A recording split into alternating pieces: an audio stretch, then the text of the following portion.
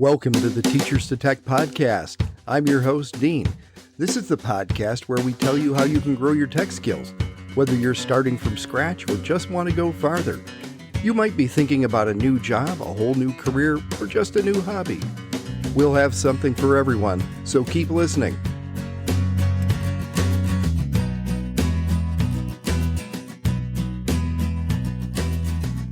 Hello everybody and welcome to this episode. If you've seen the title, you know that today we're going to talk about how radio works. Now, I'm not going to go longer than I need to in this topic because I do realize that not everybody is inherently interested in the topic. For me, it's a hobby, and so I can talk about it longer than some of the other topics, but some of you are thinking, well, that's old technology. Listen, I stream my music. I don't really listen to broadcast radio, so there's no point in me looking into this. Well, let me ask you a question. When you stream your radio, do you do it over the Wi-Fi signal in your house? And when you play that music, do you use a Bluetooth speaker? Well, then you're using radio waves. So we have something that we can learn, and we're also going to learn some of it from history. Not my usual area, but I'm going to pull in just a bit of history so that we can learn some of the basic ideas behind how radio works. Let's start with 1820. A man named Hans Christian Ørsted was working with a wire that was attached to a battery in his classroom, and the wire happened to fall across a magnetic compass, and he noticed that the needle on that compass aligned itself with the wire. He repeated this to be sure that it was happening on a regular basis and realized that there was a connection between electrical current and magnetism. He had discovered electromagnetism. After that, in 1888, a man named Heinrich Hertz took a battery, attached it to a brass device that just had a little gap between two electrodes or two ends, and when he attached that battery, he created a spark across the ends. And nearby, he had another gap between two pieces of metal, and those weren't connected to any battery. But when there was a spark between the first two connection points, the other two also showed a spark. What he had discovered was the existence of radio waves. He could transmit a spark from his apparatus over to the other through the air. Well, of course, people thought about how can we exploit this, and people were thinking of communication without wires. Remember the telegraph? And you've probably seen at least one old movie or a modern movie that talks about how telegraph wires were cut, or there was some other reason why communication couldn't get through. Well, imagine if we didn't need those wires, right? That was the thinking. And in 1901, one of the people working on that problem, Guglielmo Marconi, was able to successfully demonstrate that you could communicate all the way across the Atlantic Ocean using radio waves. There was a signal that was sent, just a single letter, that made it all the way across. And because it was in Morse code, everybody realized we can spell out things, we can send information across the Atlantic. And of course, that meant shorter range across a continent or across a state were also possible. So there were all kinds of uses possible for radio. It needed a little bit more development, but at that time, it was a huge leap forward. Now, if you want to know what that early radio signal might have sounded like, get yourself an AM radio, tune it to some spot between stations on the dial, get a 9-volt battery, and get a metal nail file. Hold the nail file and the battery near the radio and scrape the nail file lightly across the contacts of the 9-volt battery. And that's not a whole lot different from what they would have heard when they received that first signal and for the first few years of using radio, where you were just kind of getting this buzzing tone that was either long or short, depending on what character you were trying to send in Morse code. After that, because people were interested in doing more than just sending Morse code, there was a man named Reginald Fessenden who realized that there was a way to superimpose sound on radio waves. Now, if you'll think of a radio wave as clay, and that clay could be molded to the shape of an audio wave, and you've probably seen some kind of representation of audio, whether it's in some video editing you've done, something like that, that as waves. He realized he could superimpose audio in that way on radio waves, and the receivers that were picking up these Morse code signals would be able to understand that. And he did that successfully and kind of introduced the era of having audio as part of your radio waves. So let's skip over. We're going to leave history now, and we're going to go into terminology of some of the techniques that are sometimes used in radio. So I'll be right back with those.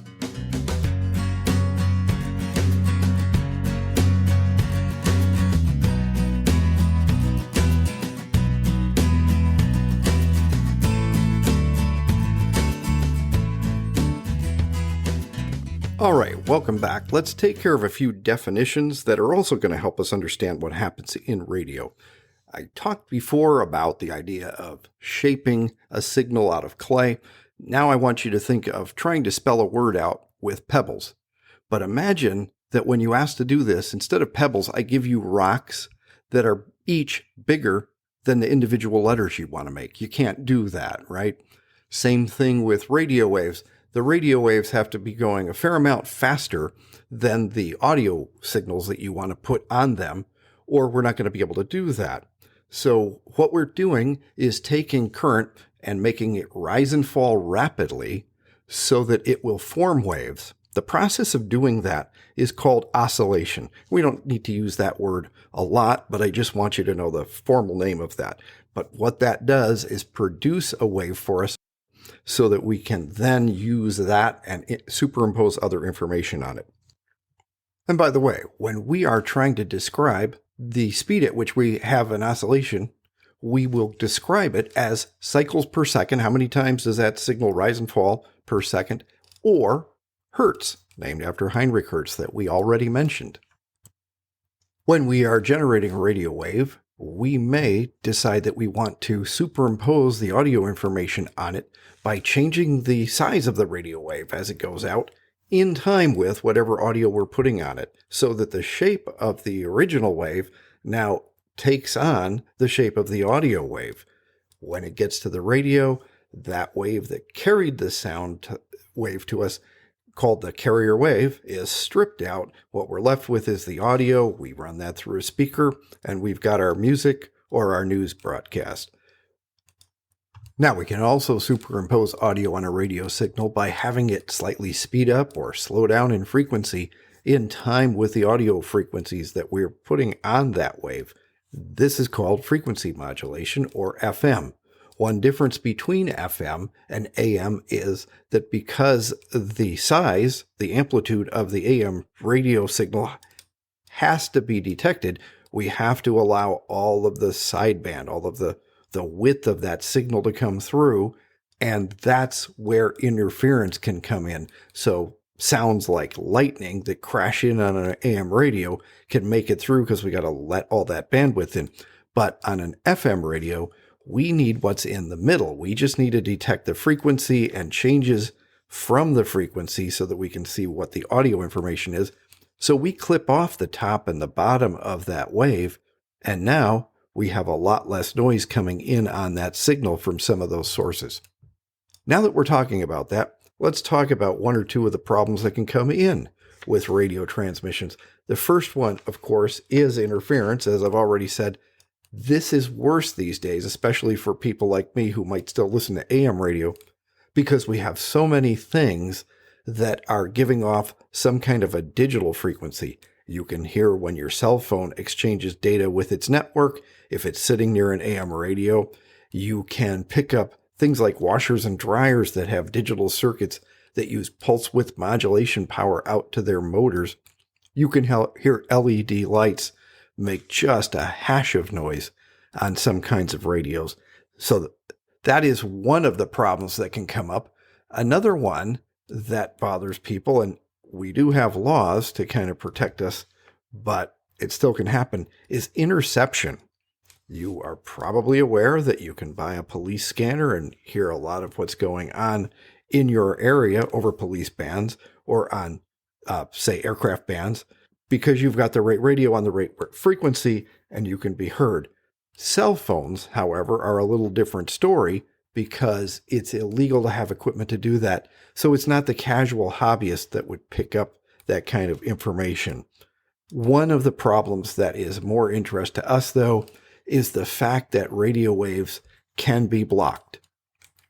I have this problem in my home.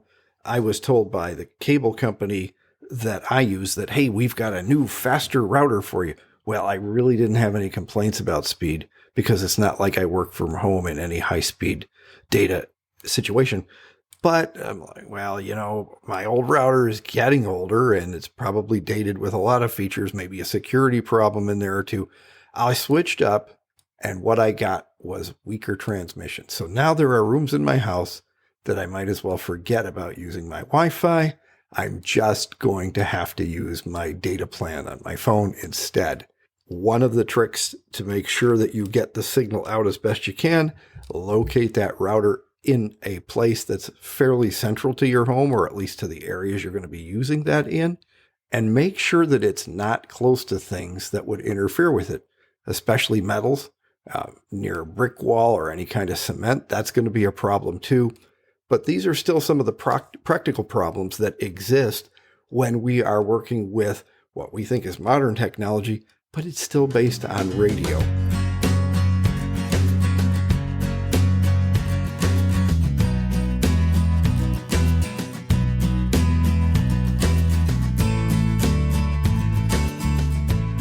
And that brings me to one last topic I wanted to mention here before we go, and that is how radio waves are spread out, or we use the word propagation. Now, propagation can be affected by a lot of factors, but the first one that comes to mind when I think of propagation is the frequency you're working on. You see, the higher the frequency you are working on when you send out a radio wave, the more of a line of sight signal you have, and the easier it is to block. So if you get some real high frequency little walkie-talkies on the family radio service or general mobile radio service, they're great for close communication. They have a nice clean signal, but the problem is that they can be blocked by any large object and they get absorbed, the radio waves do, I mean, not the radios, by whatever's in your way, like trees. So you go out in the woods, you get very short range with those things.